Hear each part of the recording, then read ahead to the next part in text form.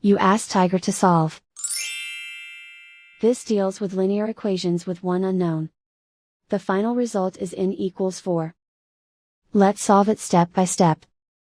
Group all constants on the right side of the equation. Add 20 to both sides. Simplify the arithmetic.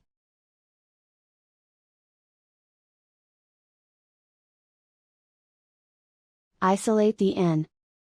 Divide both sides by -7. Cancel out the negatives. Simplify the fraction. Cancel out the negatives. Find the greatest common factor of the numerator and denominator. Factor out and cancel the greatest common factor.